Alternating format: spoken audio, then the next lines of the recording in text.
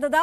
നിലമ്പൂരിൽ PV അൻവർ മത്സരിക്കും. പ്രഖ്യാപനം ഉടൻ ഉണ്ടാകുമെന്നുള്ളതാണ് പ്രതീക്ഷിക്കുന്നത്. നാളെ നാമനിർദ്ദേശ പത്രിക സമർപ്പിക്കാൻ ഒരുങ്ങുകയാണ് PV അൻവർ.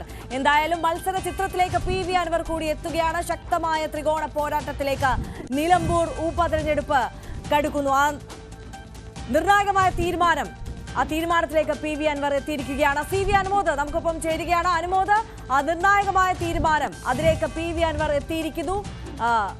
വിശദാംശങ്ങൾ.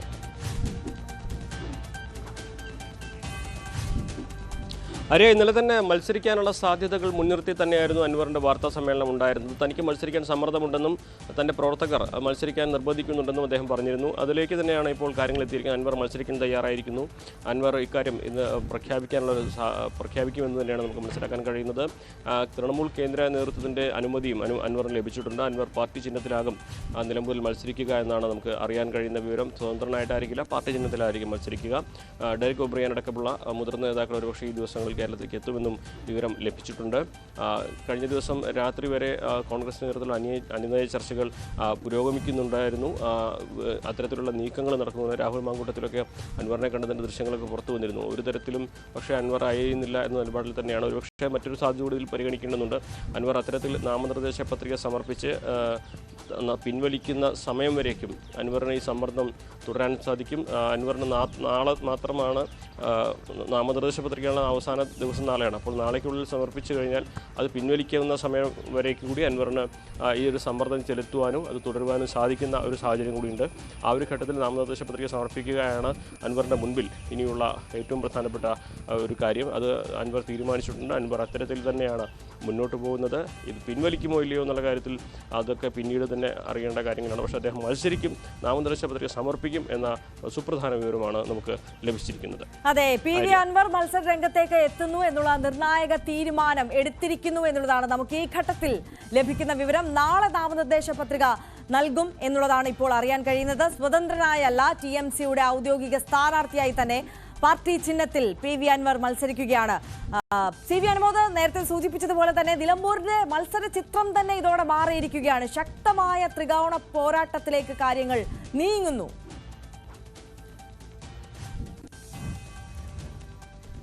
തീർച്ചയായും അൻവറിനെ സംബന്ധിച്ച് നിലമ്പൂർ അദ്ദേഹത്തിൻ്റെ കയ്യിലെ രേഖ പോലെ അറിയുന്ന ഒരു മണ്ഡലമാണ്. കഴിഞ്ഞ 8 വർഷം അദ്ദേഹം MLA ആയിരുന്ന സമയത്ത് ചെയ്തിരുന്ന കാര്യങ്ങളിലേക്ക് മടങ്ങിയെത്താം. ഇപ്പോൾ LDF സ്ഥാനാർത്ഥി സ്വരാജ് എങ്ങനെയാണ് പറയുക, അദ്ദേഹത്തോട് ഞാൻ റിക്വസ്റ്റ് ചെയ്തോ, നിങ്ങൾ പാർട്ടിയോടൊന്ന് പറയണം. അദ്ദേഹം വഴി ഞാൻ റിക്വസ്റ്റ് ചെയ്തു. ഞങ്ങളുടെ പാർട്ടിയിലെ രീതികൾ അദ്ദേഹം ഉൾപ്പെടെയുള്ള പലർക്കും അറിയില്ല. അതാണ് പ്രശ്നം. CPIM എങ്ങനെ പ്രവർത്തിക്കുന്നു, എന്താണ് അതിന്റെ ഒരു സംഘടനാ രീതി, ഏതെങ്കിലും ഒരു തെരഞ്ഞെടുപ്പിൽ മത്സരിക്കണമെന്നോ മത്സരിക്കരുതെന്നോ റിക്വസ്റ്റ് ചെയ്യുന്ന രീതിയുണ്ടോ? പ്രശ്നം കോൺഗ്രസ് പോലെയാണ് എല്ലാ പാർട്ടിയും ഒന്ന് ധരിച്ചു പോവുകയാണ്. ദയവായിട്ട് മുൻ KPCC പ്രസിഡന്റ് അല്ലേ പറഞ്ഞ അപ്പൊ ദയവായി അദ്ദേഹം മനസ്സിലാക്കണം, എല്ലാവരും നിങ്ങളെപ്പോലെയല്ല. അദ്ദേഹത്തിന് അതിപ്പോ കുറേശ്ശെ മനസ്സിലായി വരുന്നുണ്ടെന്നാണ് തോന്നുന്നത്. അദ്ദേഹം ഒരു മാസം മുൻപ് പറഞ്ഞെന്തായിരുന്നു? അദ്ദേഹം KPCC പ്രസിഡന്റ് ആയി ചുമതല എടുക്കുമ്പോൾ പറഞ്ഞെന്തായിരുന്നു? അതിനുശേഷം ഡൽഹിയിലേക്ക് ഇപ്പോൾ ഒടുവിൽ പോയി വന്നതിന് ശേഷം പറഞ്ഞതെന്താണ്? അദ്ദേഹത്തിന്റെ വാക്കുകൾക്ക് കേരളീയ സമൂഹം എത്രമാത്രം വില കൽപ്പിക്കുന്നു എന്നത് ഈ അദ്ദേഹത്തിന്റെ പ്രഖ്യാപനങ്ങളും പ്രസ്താവനകളും പിന്നീടുണ്ടായ വസ്തുതകളുമായി ചേർത്ത് വെച്ച് വായിക്കുമ്പോൾ മനസ്സിലാവും. അപ്പൊ അദ്ദേഹത്തോട് എനിക്കത് മാത്രമേ പറയാനുള്ളൂ. എല്ലാ പാർട്ടിയും കോൺഗ്രസ് പോലെയല്ല, എല്ലാ പാർട്ടിയിലെയും പ്രവർത്തകർ കോൺഗ്രസിനെ പോലെയും അല്ല. അപ്പോൾ അദ്ദേഹം കഴിയുമെങ്കിൽ ദയവായി CPIMന്റെ രീതികളൊക്കെ മനസ്സിലാക്കാൻ ശ്രമിക്കുക. അപ്പോൾ ഇത്തരം തെറ്റിദ്ധാരണകൾ മാറിക്കിട്ടും. അത്രയേ ഉള്ളൂ. ഈ കവളപ്പാറ ദുരന്തമുണ്ടായ സമയത്തൊന്നും അങ്ങനെ കണ്ടില്ല എന്നുള്ള വലിയ ആക്ഷേപം വരുന്നുണ്ട്. സത്യത്തിൽ ഇന്നലെ ചിലർ എന്നോട് ചോദിച്ചപ്പോൾ ഞാൻ കരുതിയത് നവമാധ്യമങ്ങളിൽ അത്തരത്തിലുള്ള പ്രചരണം ചിലർ നടത്തുന്നു എന്നാണ്. അത് സ്വാഭാവികമാണ്. കാരണം സോഷ്യൽ മീഡിയ ഇപ്പോൾ അടിസ്ഥാനരഹിതമായ പ്രചരണം നടത്താനും പലരും ഉപയോഗിക്കുന്നുണ്ട്. അതിന് പറ്റിയൊരു ഇടമായിട്ട് കൊണ്ടുനടക്കുന്നുണ്ട്.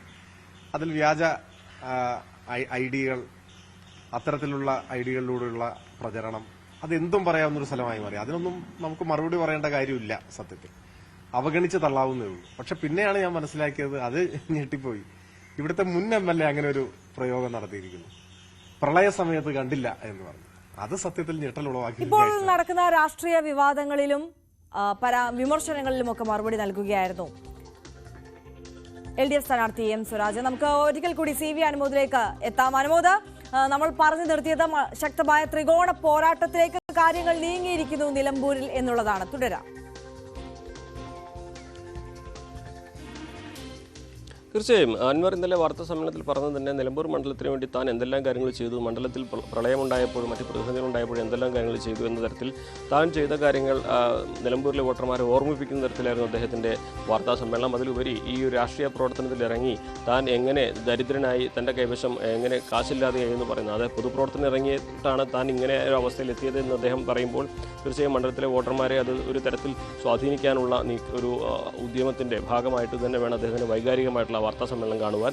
അതിനുശേഷം അൻവർ മത്സരിക്കുമ്പോൾ ഈ മണ്ഡലത്തിൽ ഉണ്ടാകുന്ന ഒരു സ്വാധീനം എങ്ങനെയെന്ന കാര്യത്തിൽ കൃത്യമായൊരു ഒരു അനാലിസിസ് അൻവർ നടത്തിയിട്ടുണ്ട്. അപ്പോൾ ഇതൊക്കെ തന്നെ മണ്ഡലത്തിൽ അൻവറിനെ സ്വാധീനിക്കാനും കഴിയുന്ന വോട്ടർമാരുണ്ട് എന്ന് ഉറപ്പാക്കിയിട്ടാണ് അൻവർ ഈ ഒരു തീരുമാനത്തിലേക്ക് എത്തുന്നത് തന്നെ. കൃത്യമായിട്ട് ഒരു 15,000-ലധികം വോട്ട് അൻവറിന് സ്വന്തമായിട്ട് നേടാൻ കഴിയും. അത് തൃണമൂൽ കോൺഗ്രസിൻ്റെ ഭാഗമായിട്ടൊരു ശക്തമായ പ്രചരണമൊക്കെ നടത്തിയിട്ടാണെങ്കിൽ അതിലേറെ വോട്ട് സമാഹരിക്കാൻ കഴിയും. ജയിക്കാനോ അല്ലെങ്കിൽ ജയിക്കുന്നത് ആരെന്ന് നിശ്ചയിക്കാനോ അൻവറിന് കഴിയുന്ന ഒരു സാഹചര്യം നിലമ്പൂരിൽ നിലവിലുണ്ട് എന്നുള്ളൊരു വസ്തുത തന്നെയാണ്.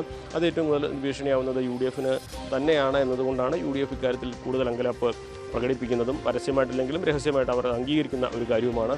കാരണം ഏതെങ്കിലും തരത്തിൽ അൻവർ ഒരു 15,000-ലധികം വോട്ട് സമാഹരിക്കുകയാണെങ്കിൽ അതിൽ ഏറ്റവും കൂടുതൽ അൻവറിൻ്റെ ഒരു ശക്തി അനുസരിച്ച് അൻവറിൻ്റെ വലിയ വോട്ടർ ബാങ്ക് എന്നുള്ളത് ഒപ്പം ചേർന്ന് നിൽക്കുന്ന ആളുകൾ തന്നെയാണ്.